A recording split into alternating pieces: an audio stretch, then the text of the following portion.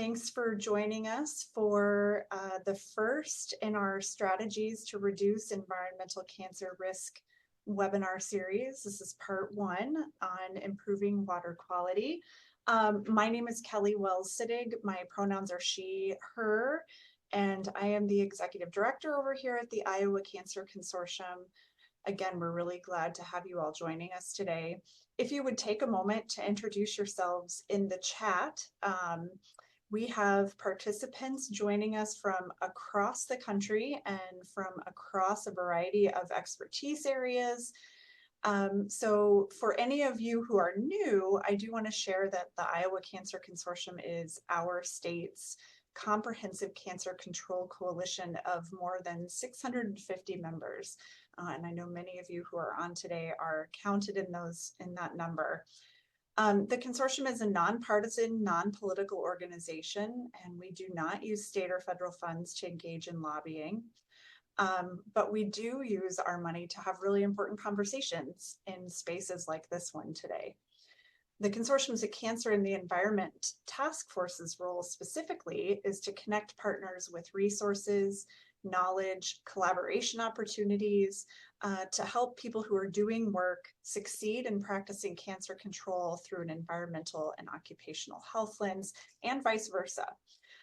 The opinions and interpretation of the information shared by the speakers and attendees today don't necessarily reflect the positions of the Iowa Cancer Consortium, its board of directors, members, or staff. But again, I just want to emphasize that we are so thrilled to offer a platform and a space for people from different occupations, different positions, different thoughts to come and talk about this really important subject over the next 4 weeks. I'm going to kick it over to our task force staff lead, Caroline Powell, who is going to go ahead and introduce our speaker for today. Caroline? Awesome. Thanks so much, Kelly, and welcome again, everyone. My name is Caroline Powell. I use she, her pronouns, and like Kelly said, I'm the staff lead for our Cancer and the Environment Task Force. And we are so excited to have Alicia Vasto help kick off our webinar series. Alicia is the Water Program Director at the Iowa Environmental Council. She joined the council in 2019, and her work focuses on advocacy, outreach, and policy change to protect Iowa's land, water, and people. Alicia grew up in Adel, Iowa, and holds a Master of Environmental Management degree from Duke University. So without further ado, I'll kick it off to Alicia. Thanks so much again. Great. Thank you, Caroline. And thank you, everyone, for having me present today and kick off the webinar series. I really appreciate the opportunity to talk about this issue and be engaged with the Environmental Task Force. So as Caroline mentioned, my name is Alicia Vasto. I have been with the Iowa Environmental Council for 5.5 years, and my background is in environmental management and environmental science. And so all that to say that I'm not a health expert. You all are the health experts in the room, but I am going to be presenting some information related to health outcomes, and I'm certainly interested in hearing from you all about your experiences and knowledge in this subject area as well. So for the presentation this afternoon, I'm going to talk just a little bit about the Iowa Environmental Council. I'll share information on Iowa's water quality crisis and the consequences and outcomes for Iowans. And then I'll talk about some law and policy solutions and what you can do to help resolve some of the issues that we face here in our state. So the Iowa Environmental Council is a nonprofit organization. We're nonpartisan, non-political. We were founded in 1995, and we advocate for law and policy issues here in Iowa related to water, land, climate, and energy. And we are a coalition organization, so we have over 100 member organizations that make up our organization, and those are other nonprofit organizations or businesses that share our mission for a just, healthy environment and sustainable future for all Iowans. So in our work, we use a multi-pronged approach by building partnerships and doing outreach and education, like with you all today. We work on policy issues through advocacy and and things like white papers and making policy recommendations. And we occasionally also work in rulemaking and through the courts when necessary to move the needle forward on environmental issues here in Iowa. So we really try to represent all Iowans and have a voice at the table on their behalf in order to be directing environmental policy in the state. And we really are guided by the science and data that are available to us to make strong policy recommendations for those issues. So a little bit of background on Iowa's water quality crisis. This is kind of just setting the table for this entire conversation is talking about our state. So Iowa used to be dominated by prairie grasses and forests and wetlands. And over the last relatively short period of time, over the last 100, 200 years, we have really changed and altered this landscape. And people often refer to Iowa as one of the most altered landscapes on the planet because we have so thoroughly changed the vegetation and hydrology of our natural environment. So we've replaced all of these prairie grasses with crops, primarily monoculture crops, corn and soybeans dominate our landscape here today. And we've drained a lot of our wetlands. We have channelized and straightened a lot of our streams and rivers and really gotten away or done away with a lot of our natural habitat. So this is just, a natural process of settling and colonizing this area. And that's kind of just where we are today is really impacted by this transformation over time.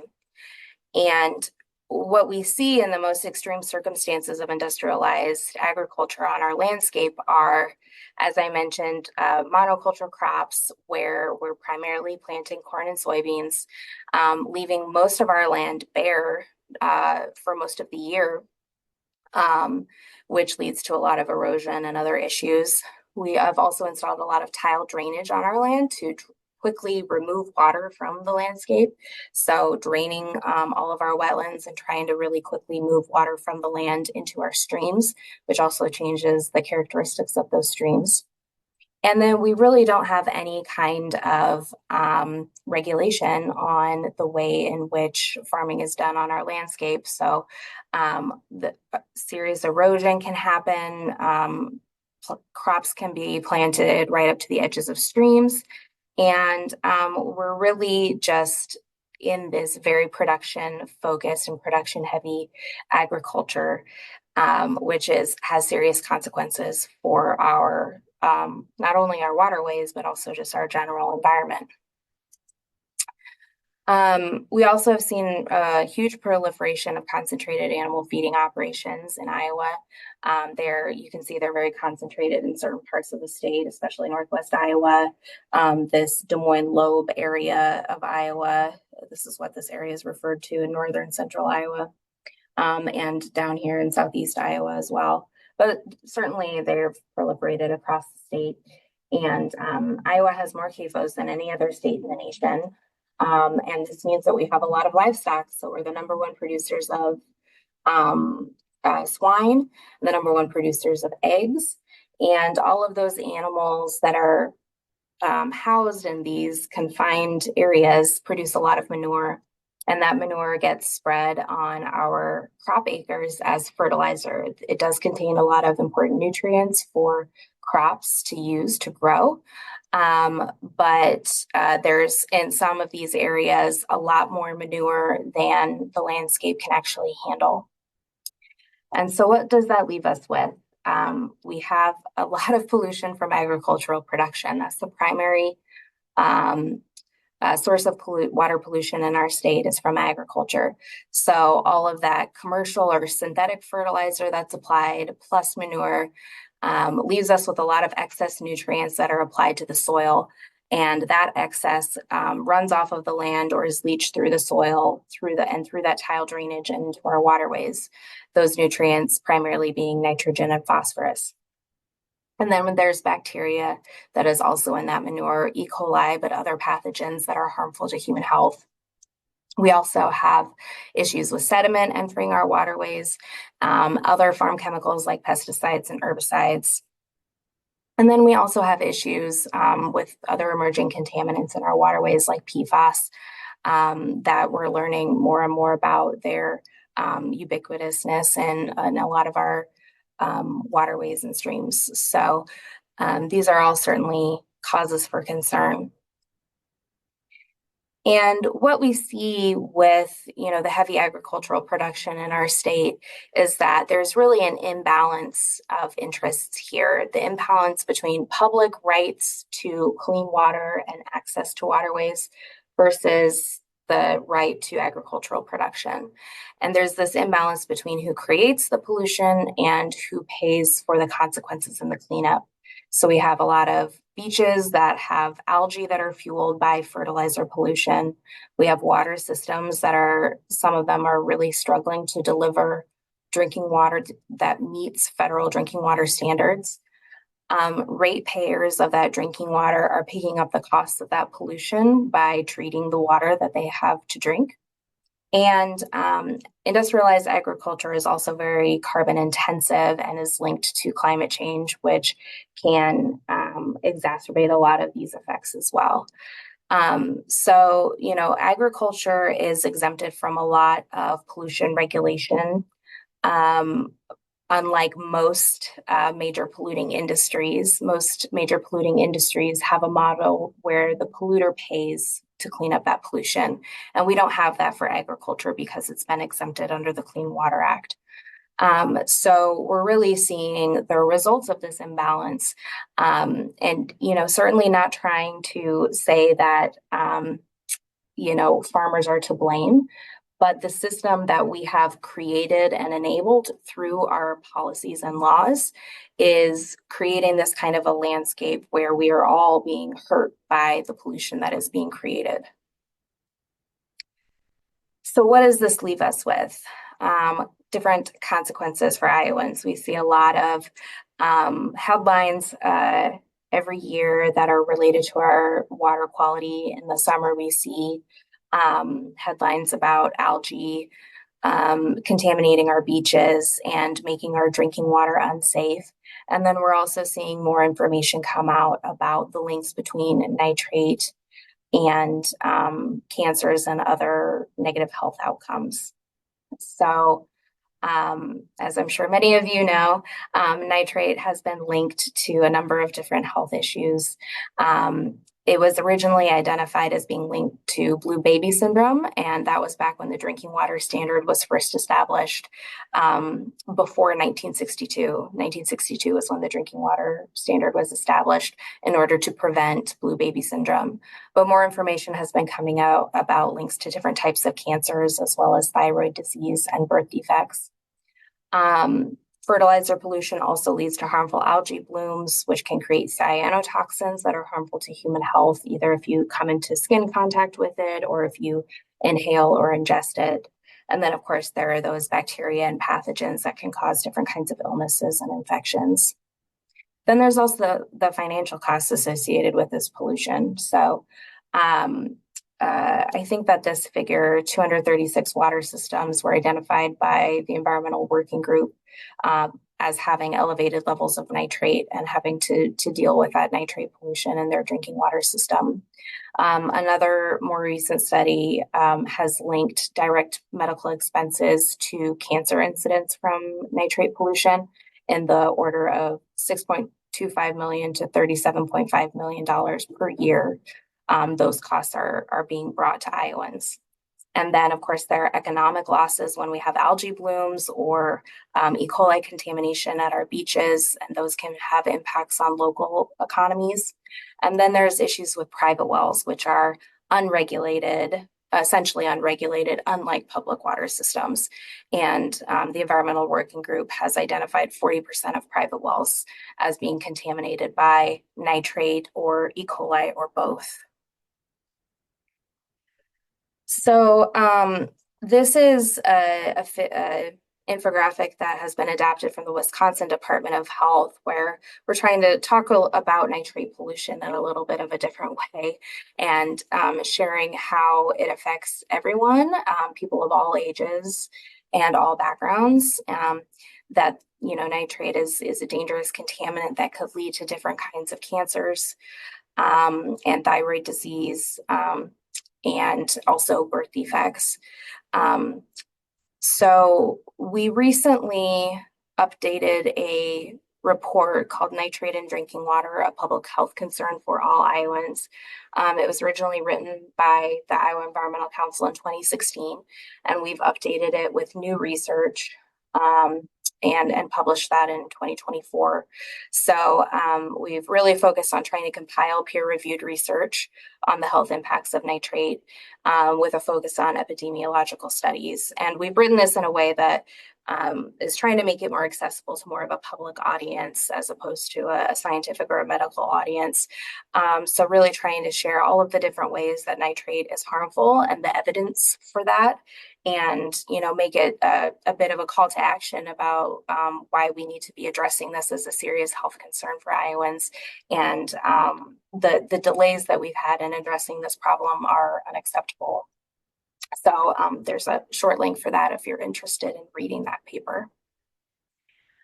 So now I'm going to move into how do we address these issues. So, using law and policy solutions. So when we think about how to rebalance the interests of the public and of agricultural production to improve and protect water quality, there are a couple different pathways that we can choose. And the current pathway that has been chosen is through voluntary change. And so this means relying on different kinds of forces that will help move people to act and change behavior in order to address the issue without requiring it through regulation or policy. So we currently have a very large system, not just in Iowa, but across the country, of trying to improve agricultural practices and increase the implementation of conservation practices to prevent nutrient pollution through market forces, through education and outreach to farmers and landowners, and also through incentives. So by providing cost share for installing certain practices, or even sometimes providing a fee for the inconvenience of installing a conservation practice on your land, we're trying to get that change to happen a little bit more organically. Yeah, no pun intended. And I guess I should say that the way to really address nutrient pollution, to reduce and prevent nutrient pollution, is through the adoption of conservation practices on the land that will help prevent that pollution from reaching the waterway in the first place.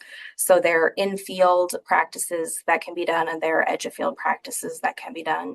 Of course, there's also just the idea of not farming every inch of land, that some areas are better left in a natural state and not to be continuously farmed because of the harm that it can provide to the environment.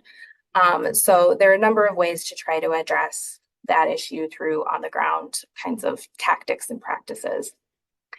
So Iowa currently is addressing nutrient pollution through the nutrient reduction strategy, which was originally written as a result of Iowa's engagement in the Gulf Hypoxia Task Force, which is a large coalition of states in the basin that feed into the Gulf of Mexico to try to address the dead zone in the Gulf of Mexico that is caused by nutrient pollution in the Mississippi River Basin.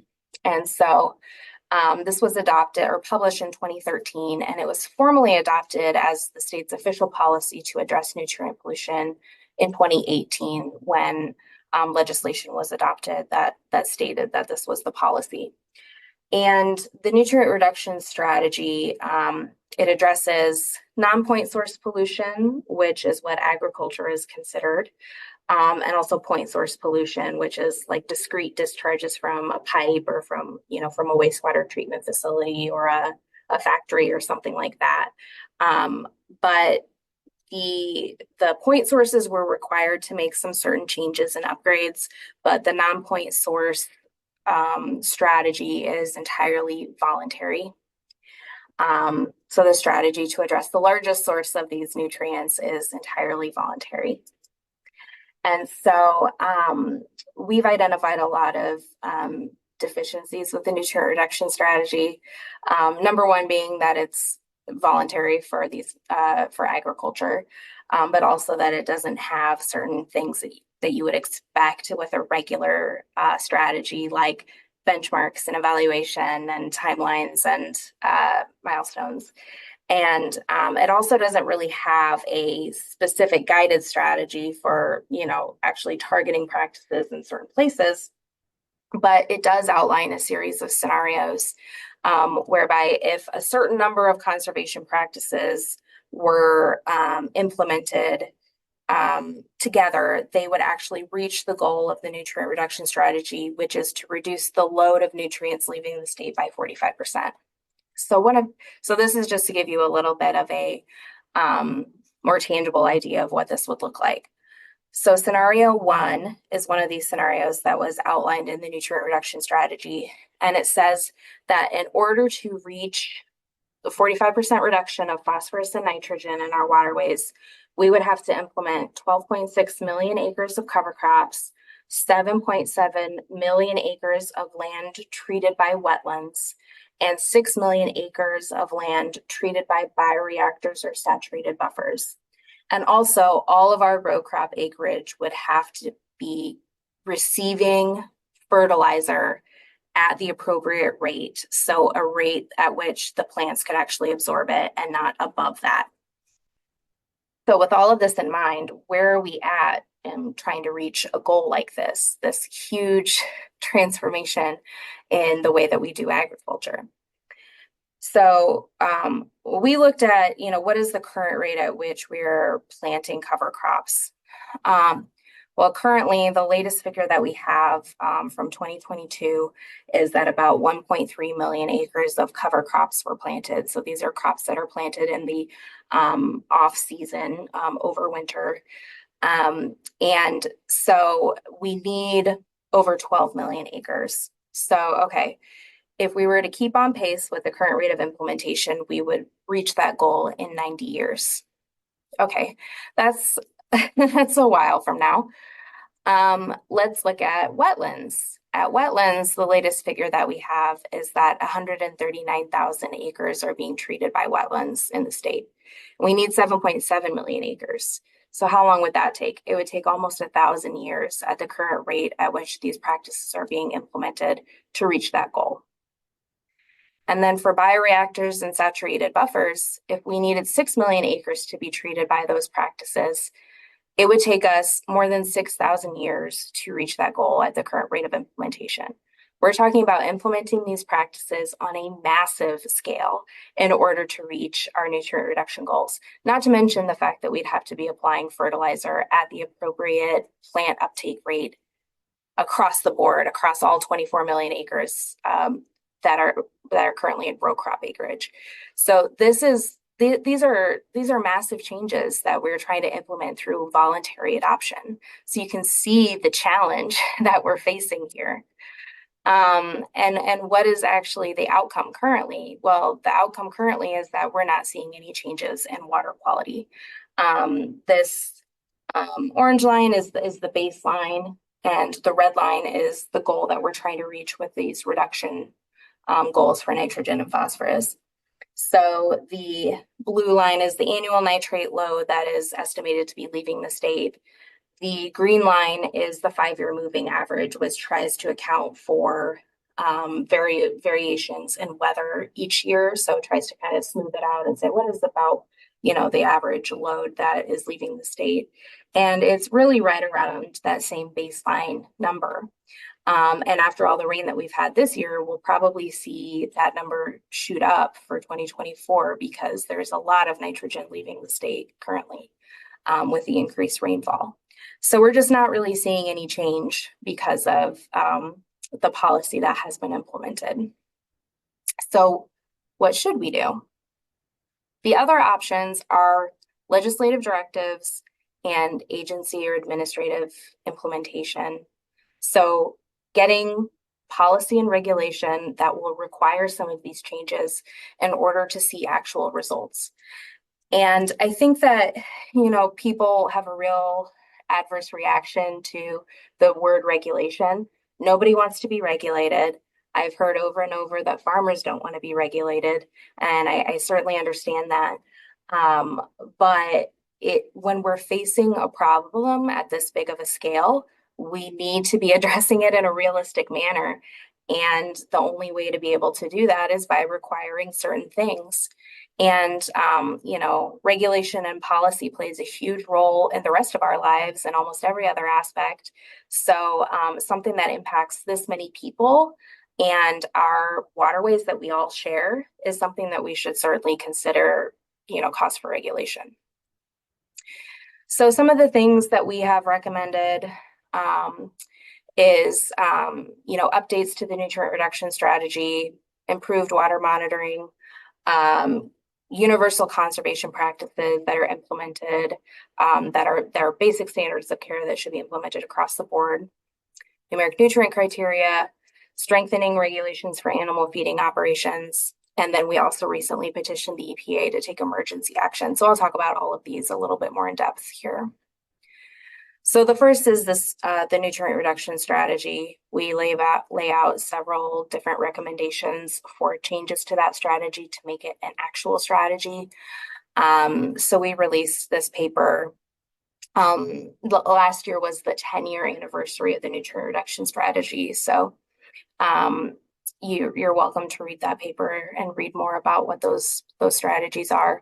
But the main one is universally adopting certain practices across the board. We also believe we should be improving our monitoring of waterways to be collecting data at different scales and actually having a better idea of what the nutrient loads are that are leaving the state. These are some of the practices that we've recommended to be universally adopted as basic standards of care. So universal riparian buffers, that every operation should have a buffer between where they're planting crops and a waterway. So there should be a certain amount of space so that we're protecting that waterway from nutrients and also from erosion.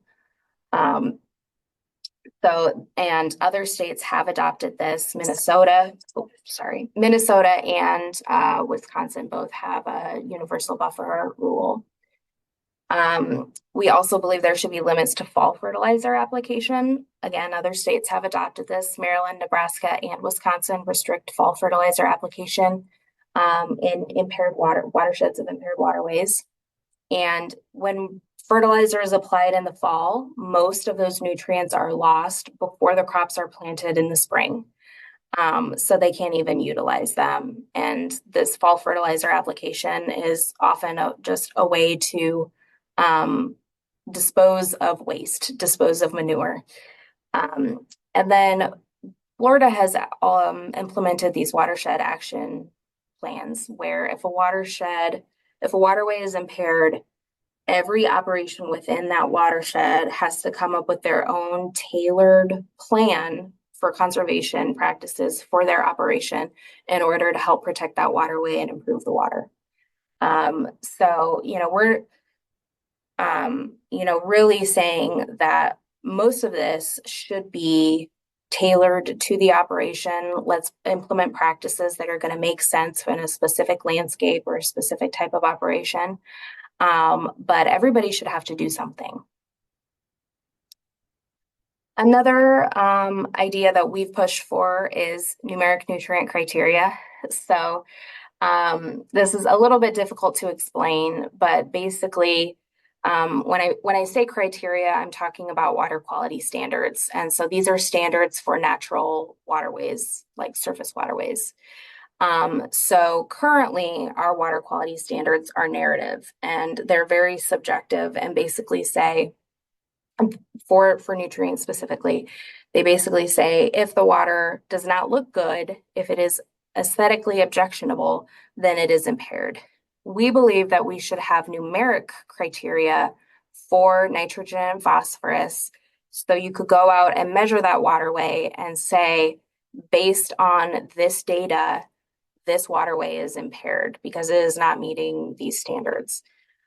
This would create a bright line standard instead of something that is inherently subjective, and would help with us understanding the quality of our waterways and where we need to be addressing issues and targeting practices.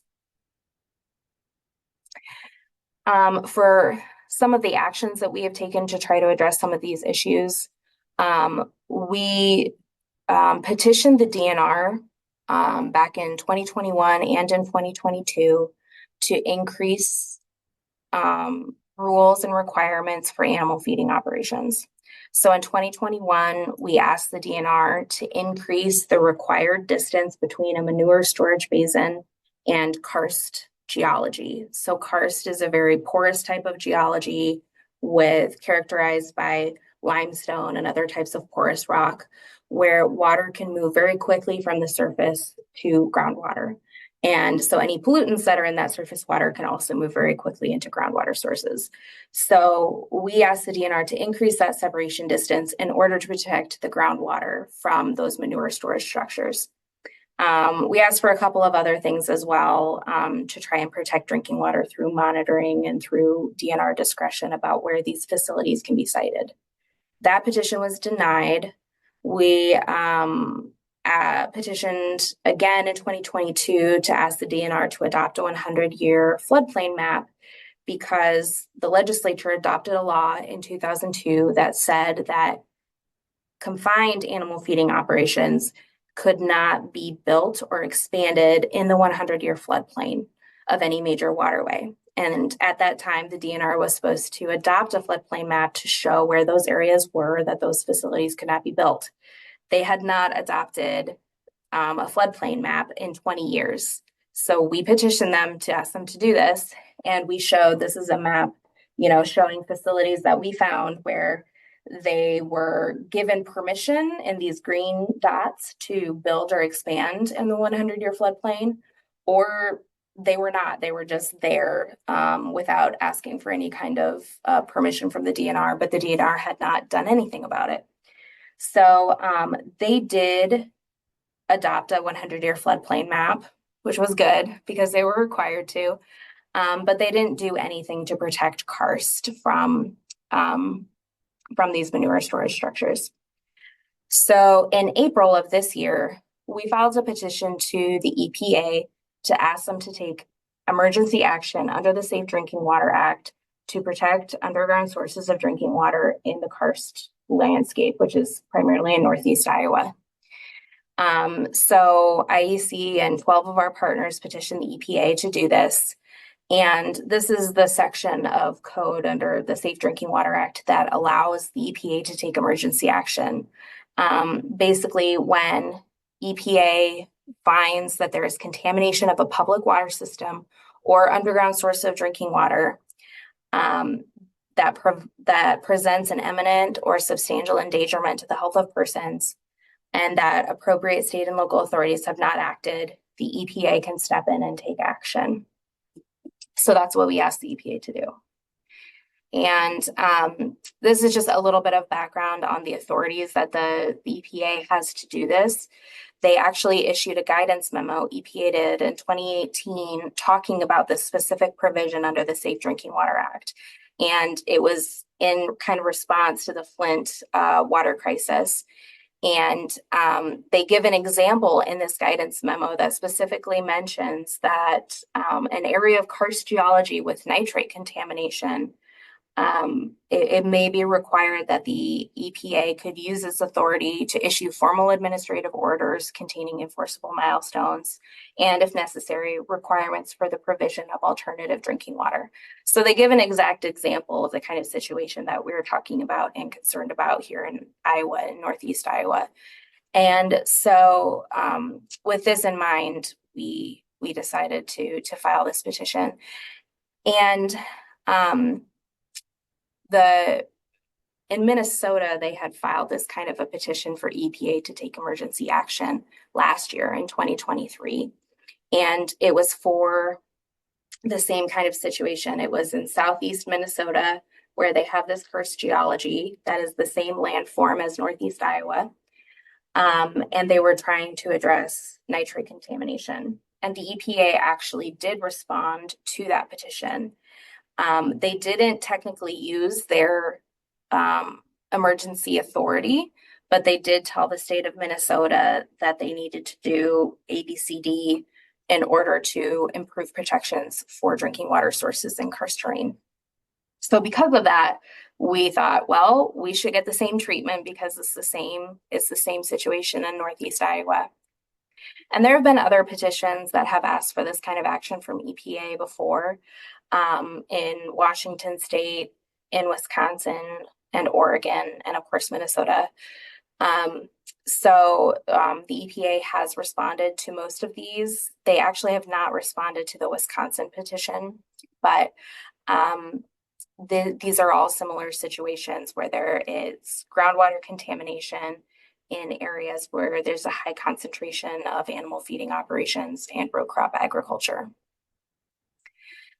So in EPA's response to Minnesota, they said that, well, they identified over 9,000 residents that were at risk of consuming water above the drinking water standard for nitrate.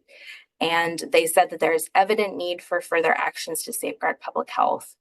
EPA expects Minnesota to hold sources of nitrate accountable using all available tools to reduce the amount of nitrate they release to groundwater. So we saw this as a very positive action. And so in our petition that we filed in April, we asked EPA to, at minimum, do what they told the state of Minnesota to do. That also applies to our state. So I won't read these all off, but basically, with especially regard to users on private wells that are not protected under the Safe Drinking Water Act because they're on a private well and not a public water system, that the state would provide resources for private well users to get their well tested and to remediate their well and provide an alternate source of drinking water while they're waiting for their well to get fixed, or to get a treatment system installed. And then we also, the big one that we are interested in is the development and implementation of a long-term solution to achieve nitrate reductions in drinking water supplies. So that's what we would really like to see happen. In addition, we asked EPA to do several other things that are different than Minnesota, because Minnesota actually has more rules and regulations around agriculture and around animal feeding operations specifically. So we would like to see this EPA investigate the current CAFO permitting procedures that we have here in Iowa, look at other sources, potential sources of nitrate pollution, and determine enforcement measures for CAFOs and other agricultural sources of nitrate pollution, and then several other things. But, asking the EPA to take action because the state agencies have failed to do any of this. So what's next on this? We would expect the EPA would not respond until after the election. In the case of the Minnesota petition, Minnesota filed their petition in April of 2023 and got a response in November of 2023. So we kind of would expect the same timeline, hopefully. But in the meantime, we're going to continue to advocate for the solutions that we asked for in the petition. And we're developing legislative priorities related to the things that we asked for and how we anticipate EPA would respond. And then there's options for further action if the EPA fails to respond to our petition. So with all of that, what can you do? How can you get involved in any of this clean water work? So I often get asked about individual actions, but it's not something that we really focus on because we are very much focused on the systemic issues and the policy solutions to these kinds of things. But, individually, there are things that you can do in your own home, in your own life. Convert your lawn to native grasses and use less water and stop using fertilizer in your own home. That's one thing. If you have friends and family on a private well, encourage them to get it tested. There's free testing that is available through the state grants to counties program. So they just would need to reach out to their county and ask to get their well tested. But primarily, I would ask you all to become advocates for clean water. So talk to your elected officials about these issues and let them know that you care about it. Share information with your friends and family.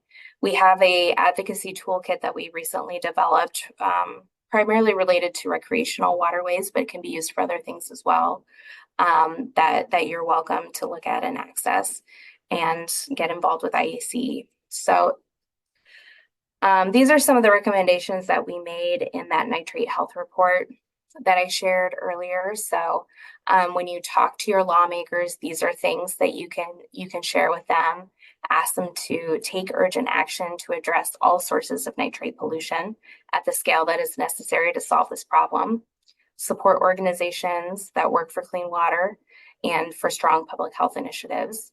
Support monitoring efforts so the public can stay informed of water quality trends and areas of concern. Support initiatives to increase private well testing and grants or cost share funds for treatment of contaminated private wells. And support funding for more research on the health impacts of nitrate and other pollutants, which I assume many of you do already. But in terms of addressing the scale of this issue that we have, it really comes down to policy solutions. And so being an advocate is the best individual action that you can take. Other ways to get involved with IEC, if you sign up for our email list, we send out action alerts when there's an opportunity to talk to your state representative or senator about a specific issue at the legislative house during legislative session. We also have events and other advocacy opportunities. And of course, you can support us financially by donating or becoming a member. One of our major programs is called Iowa Water Watch, and is really focused on recreational waterways and sharing information about risks for recreational water users, like beach advisories for E. coli and microcystin, which is that toxin that's emitted by harmful algae blooms. So we send out a weekly newsletter in the summer sharing the beach advisories for the state park beaches and the Army Corps of Engineer managed Des Moines River Reservoir beaches. So really trying to raise awareness about those issues and connect the dots between recreation and public health and local economies and tourism, and make that information available for the public. It's also just a fun newsletter, I think. So I would love it if you signed up.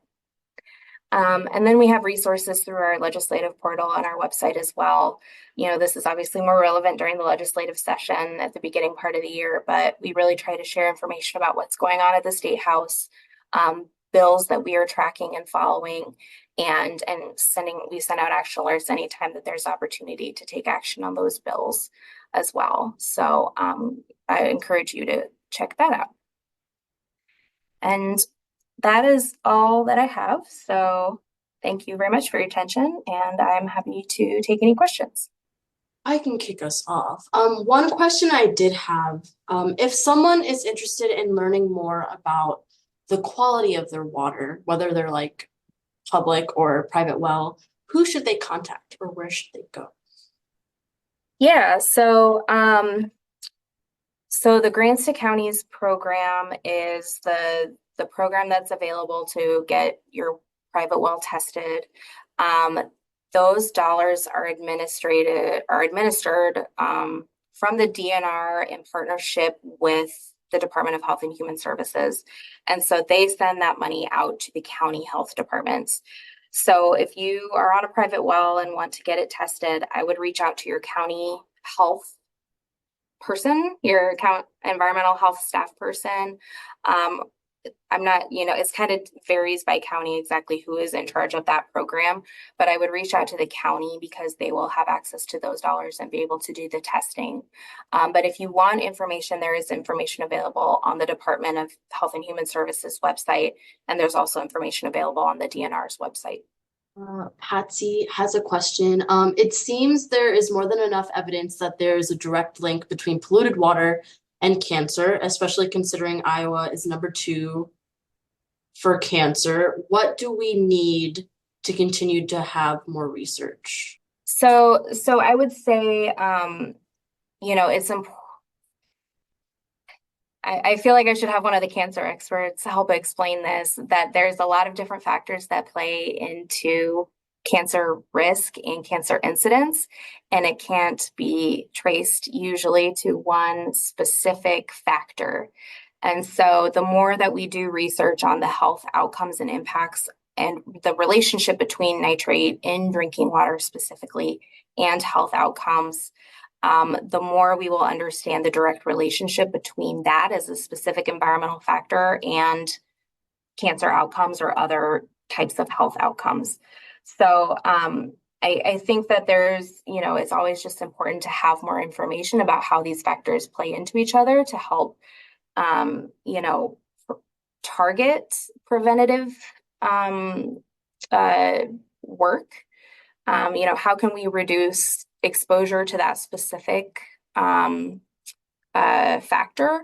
Or, if there's something else that, if it's like nitrate and smoking is what's causing cancer, then, how do we work with that set of factors to try to help reduce cancer risk?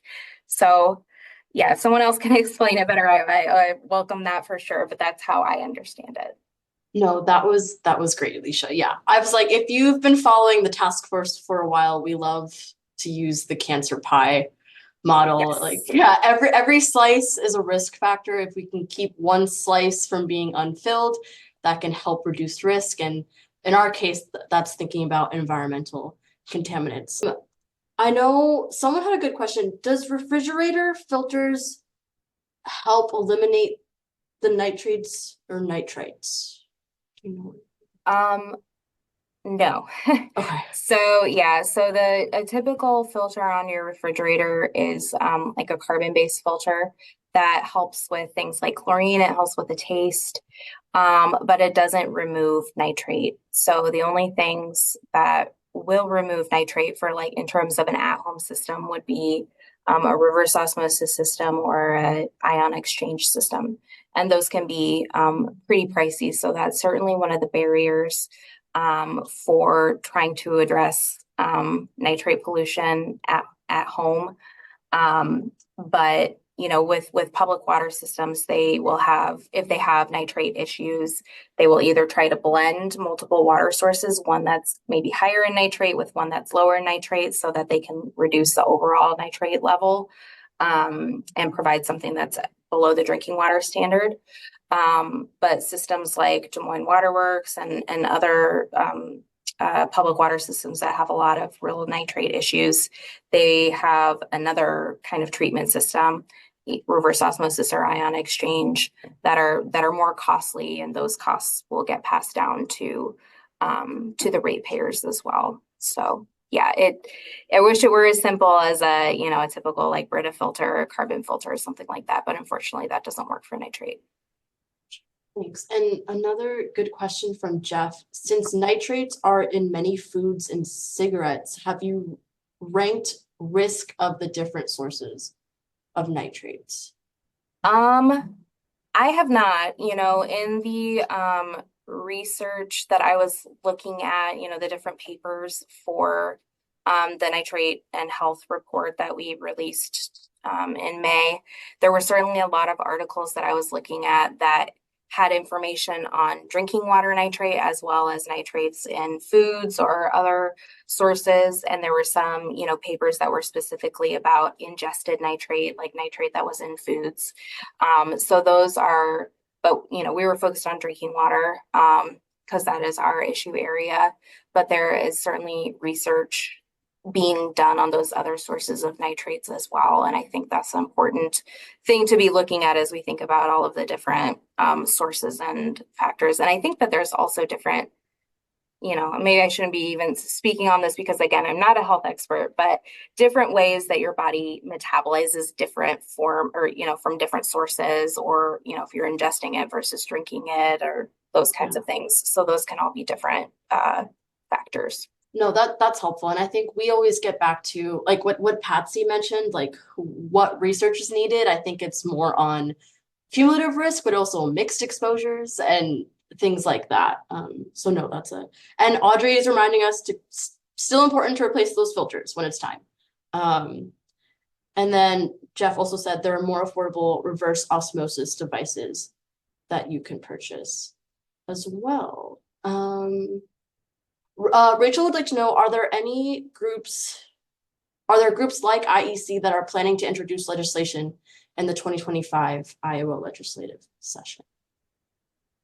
So we, have a certain set of legislative priorities that we're kind of ironing out right now, but going to be, moving forward with when the legislative session comes around, and hopefully we'll be able to get some things introduced that will help address some of the issues that we've identified and the solutions that we've identified. I think, right now, one of the things that's really directly related to the issues that I was just talking about is maybe trying to get some changes to the Grants County system to allow for other kinds of expenses, because currently Grants Counties is only available for testing a private well and remediating a private well. So they will not pay for a treatment system. So I'm hoping we're doing some work in this interim period to try and talk with HHS and some other folks about what solutions could be to help address that. But I'm hoping that there could be opportunity to maybe use some of that funding to help pay for some cost share for treatment systems, or provide free treatment systems for folks that are seriously impacted and have nitrate contamination above the drinking water standard. But all of that is very TBD. But that's an area that I'm definitely interested in and looking at. I know there were a couple pieces of legislation that were introduced earlier this year, that were looking at trying to increase funding for cancer research related to environmental exposures. That's not something that we would do, but certainly would be supportive of. And hopefully it usually takes more than one legislative session to get something actually through the process and passed. And so, hopefully that will continue to be a focus for some of the legislators, and they'll be able to get some momentum to help address some of these issues through legislation. Thanks, Alicia. And I think that also answered Sharon's question with the immunity bills and what can be done to fight these kinds of bills. And also, like we mentioned, there's a recording that will be available. So if you would like to refer back to Alicia's slides or get more involved with IEC's work, all that information will be available to you all in the coming days. So just as we wrap up, I did want to leave with one question. Just what role could you see cancer control and like public health professionals playing in helping improve the water quality in the state? Like, how can we help?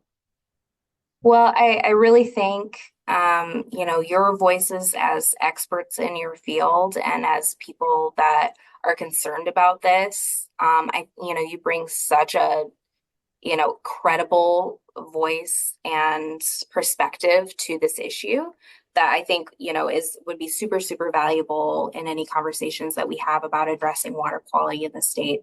I think having a public health perspective, having, these direct experiences with people that are impacted by health issues that are related to clean water, clean air, and other things, is something that is so important and so beneficial, and is something that is really needed. Amazing. Thank you, Alicia. And thank you for dropping that in the chat, Laura. The chat will be saved. So if anyone has any questions about links or any of the books mentioned or anything like that, we can get that information for you. And thanks, Ginger. Yes, PSC, policy systems and environmental changes will open the doors for those who cannot. So with that, round of applause for Alicia virtually, if you want to. Thank you so much again for kicking us off. we've got 3 more parts of this lovely webinar series to go. So I'll drop the link in the chat. You can join us next week for part 2 on promoting safer agriculture, and that'll be with Rich Gassman and Audrey Tron-Lam, who are both on the call today. So excited to hear from them next week. And with that, I will let everyone go. It's 3 o'clock. Thank you again so much, Alicia, and for everyone for joining us, and more to come. All right. Happy Tuesday, everyone. Thank you. Of course.